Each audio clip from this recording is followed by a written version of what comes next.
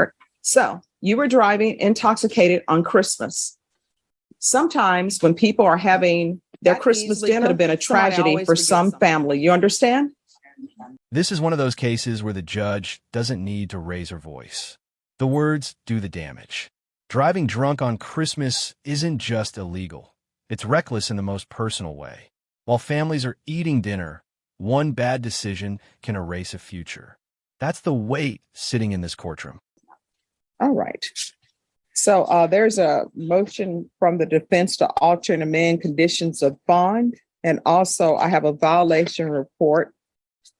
And that is the case in which Judge Angelini doubled the bond. And that was done on April 22nd. All right. So defense, it's your motion. Thank you. Can I look at your copy? Yes. And let's start by addressing the April 22nd doubling of the bond. So my client posted bonds in this case, and she was ordered to get ignition interlock, and she did. She put it on her vehicle, and then she wrecked her vehicle. Completely wrecked. So Judge Angelini filed the motion in April. Well, at least ordered in April that her bond was doubled. I think the thing that triggered Judge Angelini signing it was that they had set up a deadline for her to provide documentation to her pretrial officer of the wreck, and Ms. Pettis didn't do that. And so I think that's what triggered the second violation report, was that she hadn't provided that documentation to her pretrial officer. And I'm guessing at that point, that's when Angelini signed the warrant and then issued a bench warrant. What stands out immediately is how technical this case becomes: deadlines, documents, emails. But here's the thing. When you're on bond for a third DWI, paperwork isn't optional. The court doesn't see excuses. It sees compliance or failure. Custody. We're going to call pretrial services to testify by Zoom. I have something else. Yes. Her husband's in the home. Okay. And he can testify what's in his email. Okay. So, yes, I see him right there. So what we're going to do is we're going to have her come back. So you're not going to go to the Bexar County Jail. What's going to happen is we're going to come back at 1:30, and I'm going to have pretrial services Zoom in. Okay. Speak up. Yes, ma'am. Okay. All right. So that's what we'll do. This moment is crucial. Pretrial services confirms the car was totaled, but also confirms the deadline was missed. In court, timing matters. Late compliance still counts as non-compliance. That's a hard lesson a lot of defendants don't understand until it's too late. Stating that the car has been totaled. Do you have that? Yes, Your Honor. On April 26th, 22nd, or 2022, Your Honor. I have the claim that I scanned it in, Your Honor, in regards to the 2006 Ford Mustang is totaled. Lost. Okay. Ms. Macias, what did you say the date was again? I think I scanned it in her file on April 26th of 2022. All right. And I think in the pretrial violation, you submitted a pretrial violation to the court, a second pretrial violation regarding this issue earlier in April, correct? Correct. I have it here on April 18th of 2022. And in that violation, just for clarity of the record, there was a deadline that you had given Ms. Pettis earlier to provide you that documentation by a certain deadline, correct? Correct. And what was that deadline? Give me a moment. Let me check. A deadline of April 16th. I made contact on April 14th of 2022 with Ms. Perez, letting her know about the deadline of April 16th. She did tell me that the vehicle's totaled. I asked her for supporting documents. Okay, so you were aware the vehicle was totaled. You just wanted paper. Correct. You can feel the shift here. The judge isn't debating facts anymore. She's judging responsibility. The oath reminder matters. This isn't casual conversation. Every answer now has consequences. You were given deadlines. and you didn't meet those deadlines. That's why Judge Angelini doubled your bond, because you didn't meet the deadlines. You are on bond for driving while intoxicated, third or more. I'm not accept that as true, that it actually happened, because I haven't received any facts of that. But what I do know is that there are conditions of bond and you need to follow those conditions. So the question is, why did you wait so long? And you're still under oath. Why did you wait so long to provide them documentation when they told you that they needed that documentation April 15th? I think She gave her till 16. her deadline was the 16th. All right, April 16th. I kept trying to email them, but I wasn't emailing them probably to the correct address or something, but I started emailing right away as soon as I got the paperwork from Smart Start and that. And Did you pick up the phone and call them and said, I've been Yes, trying I to did. email you? I did. This is where many viewers get confused. So let me break it down. In DWI cases, courts don't care whose name is on the car. If you have access to it, it must have ignition interlock. Period. The judge isn't being harsh. She's preventing another drunk driving incident before it happens. Do you understand that? Yes, Your Honor. All right. How did you make it to court today? My Her husband. husband. Did he drive? Oh, yeah, he was just here in the courtroom. No. I'm asking her Oh, questions. I'm Ms. Gray. sorry. Yes, ma'am. Did he drive? Yes. Does that car have ignition interlock on it?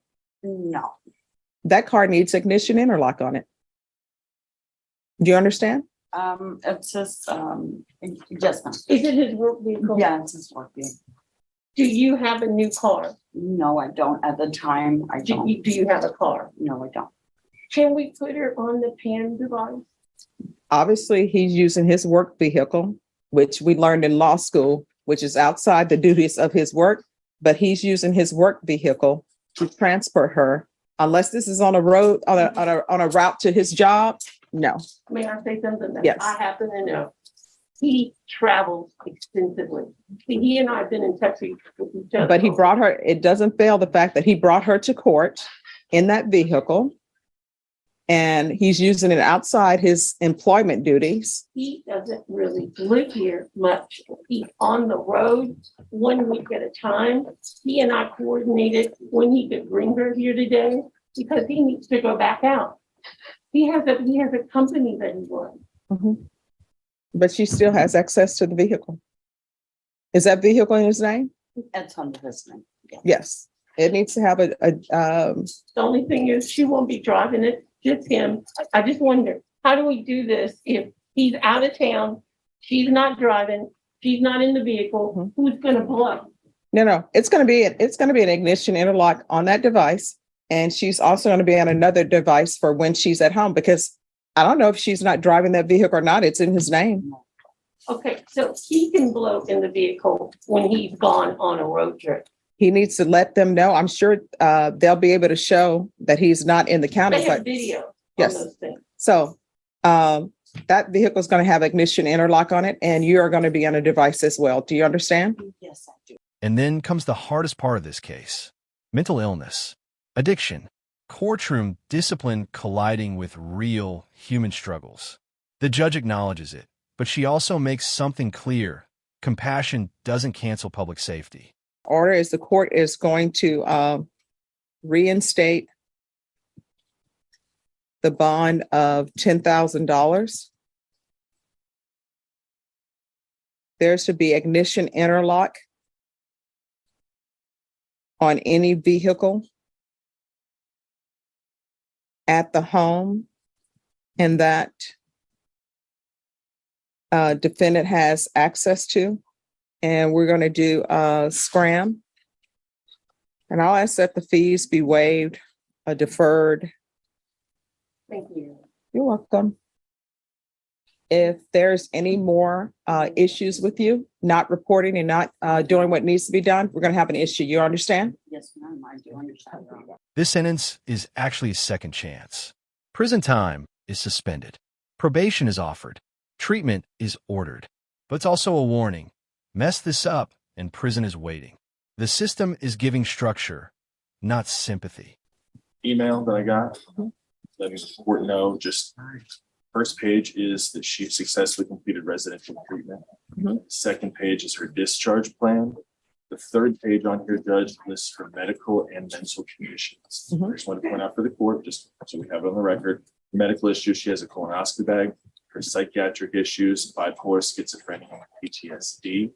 And after speaking with her yesterday and today, I can assure you that the bipolar part is definitely going through a couple of swings. And the schizophrenia, Judge, she has made some numerous statements to me that would lead. Ending where we started, Christmas. The judge brings it back intentionally because this case was never just about missed emails or ignition devices. It was about preventing a tragedy that didn't happen this time.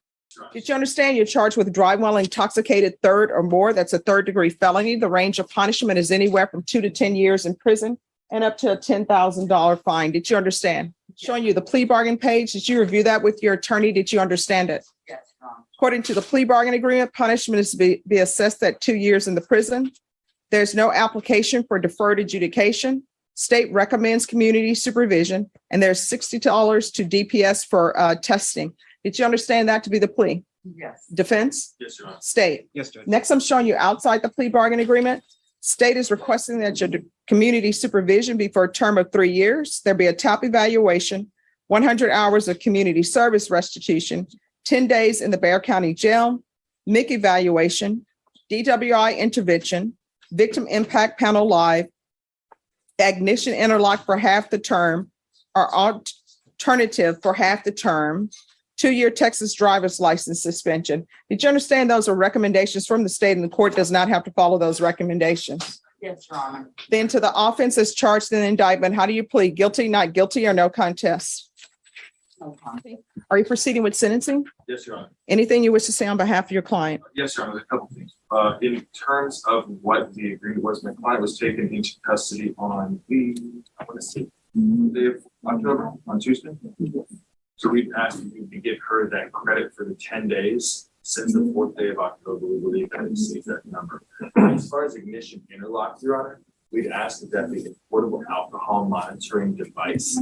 So because she does not own or operate a motor vehicle, we have to be taken into consideration the fact that she did a month of inpatient treatment. Not saying she doesn't need more treatment, but we ask that you take that into consideration that she has taken the initiative. Finally, Your Honor, we ask you to follow the rules. Oh, one more thing.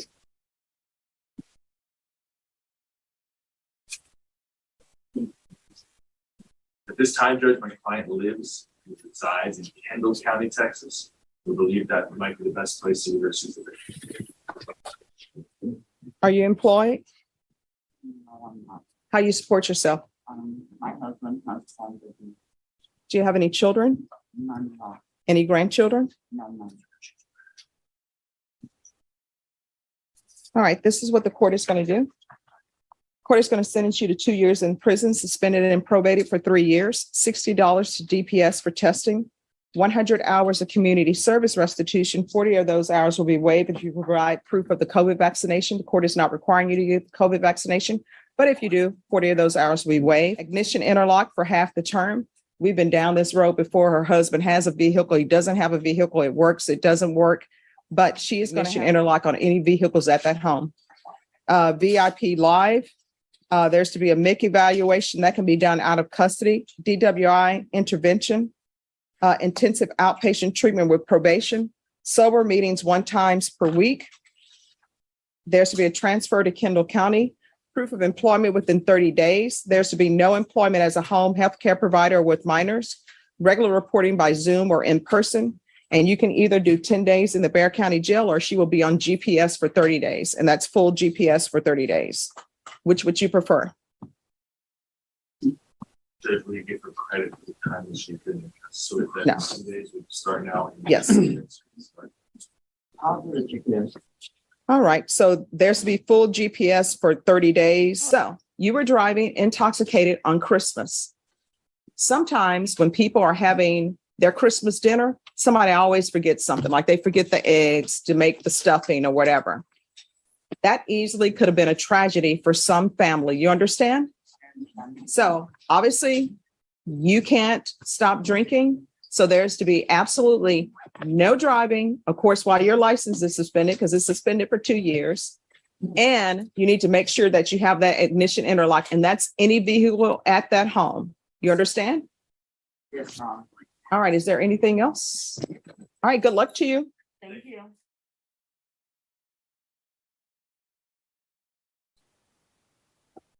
All right, Ms. Abrams.